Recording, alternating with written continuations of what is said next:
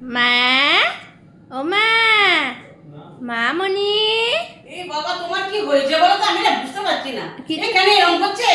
বসো না, বসো না, বসো না। বিরক্ত হয়ে যাচ্ছে একদম। তোমাকে না একটা সংসারে পড়ছে। তোমাকে একটা কথা না কদিন ধরেই বলবো বলবো ভাবছি। উফ, বলবো? বলো বলো বলো। বলছি তুমি তো জানো আমি খুব কুমড়ো খেতে ভালোবাসি। হ্যাঁ হ্যাঁ সে আমি জানি। হ্যাঁ, কুমড়ো ভাজা হলে একতলা ভাত খেয়ে নি, দেখো তো।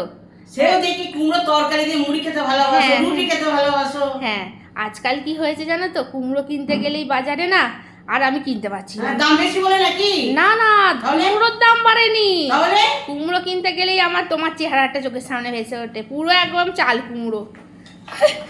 যাও যাও যাও, যত বাজে বাজে ভাষা। মনে হয় কুমড়ো শুধু মাথায় প্যাঁচ করছে। মনে হয় ইস, যখনই দোকানদারটা কুমড়োটা কাটতে যায় মনে হয় আমার শাশুড়িকে কেটে দিচ্ছে, দরকার নেই, কুমড়ো খাবো না। কি গো, হ্যাঁ লোক সমাজে এসব কি কথা বলছো?